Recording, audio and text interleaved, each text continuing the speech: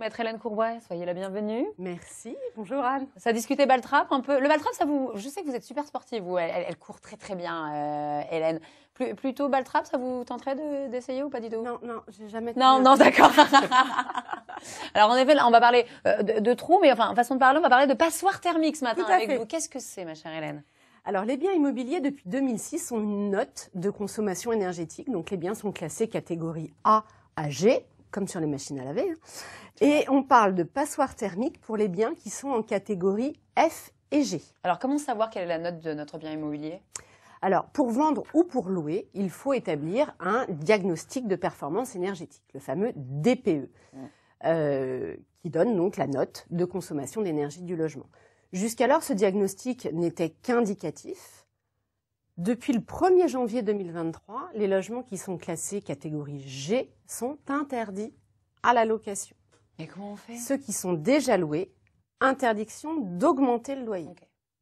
Et à compter du 1er avril prochain, 1er avril 2023, pour vendre un logement qui sera étiqueté F ou G, le vendeur devra, au moment des visites, communiquer à l'acquéreur un audit énergétique.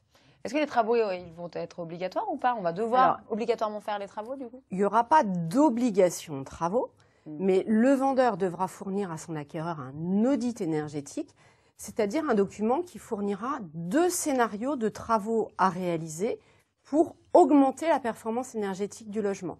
Donc, des travaux à réaliser en une ou plusieurs fois, avec des budgets différents, des travaux différents, mais pour augmenter, passer les logements F et G à la catégorie C. D'accord. Alors, on s'adresse à quelle entreprise pour faire un audit énergétique? Alors, pour l'instant, c'est un peu l'obligation qui devait avoir lieu 1er septembre 2022 a été reportée au 1er avril 2023. Donc, ça va être les mêmes entreprises que celles qui font les diagnostics électriques, amiante, DPE, qui vont faire l'audit énergétique. J'y repense avec la liste des travaux, la quasi obligatoire. Si tu vends ton bien, eh ben, évidemment, le prix va baisser. Alors, les prix risquent de diminuer. On note déjà, selon les régions, une décote de 3 à 20% de valeur entre une maison qui est classée catégorie F ou G ou une maison qui est en D. Donc, c'est le moment d'acheter? Là, avant l'audit, avant le 1er avril 2023. Bah, c'est vrai que les prix vont diminuer, hein, c'est un peu le moment d'acheter, d'autant que... les taux d'intérêt remontent aussi, là. Les taux d'intérêt remontent. Vous avez fait construire, on m'avait dit. Exactement. Alors, vous êtes bien? Moi, je suis en A, c'est une maison passive. J'ai la chance d'avoir fait construire ça. Génial, donc, je suis en A, ouais. Maison passive. Moi, je crois que je suis en FG. J'ai même pas envie de savoir ce que j'ai acheté. Je crois que je me suis fait avoir. Bon, alors, est-ce qu'il y a des avantages justement à faire ces travaux? Est-ce qu'on peut avoir des aides? On peut avoir des aides. Alors, c'est vrai que c'est un peu compliqué. Il faut vraiment se renseigner sur Internet. D'abord, c'est MaPrimeRénov'. Alors ça, j'en ai entendu parler plein de fois. MaPrimeRénov', c'est une prime qui est pour les travaux d'isolation, de chauffage. C'est sous condition de ressources. C'est un dossier à faire avant le début des travaux et une prime qui est versée à la fin. Donc, il faut pouvoir déjà avancer les travaux. Faut avancer les travaux. Il y a aussi l'éco-prêt, le prêt à taux zéro pour compléter ce qui ne serait pas pris en charge par MaPrimeRénov'. On peut cumuler?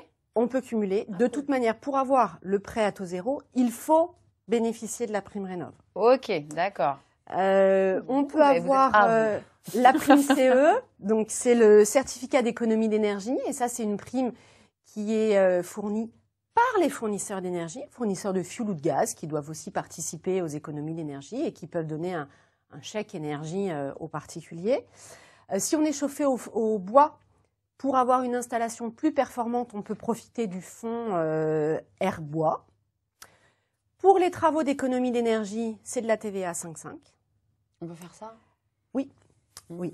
Et puis, il y a aussi des avantages spécifiques pour les investisseurs, pour les propriétaires bailleurs. MaPrimeRénov', c'est possible. La prime CE aussi pour les propriétaires bailleurs. Et il y a 2 dispositifs particuliers. Le déficit foncier. Donc, lorsque le coût des travaux, les intérêts d'emprunt, les charges sont supérieurs au montant du loyer qui est encaissé, donc le bailleur constate ça va être trop dur pour moi. Mais le bailleur constate un déficit. Oui, bien sûr.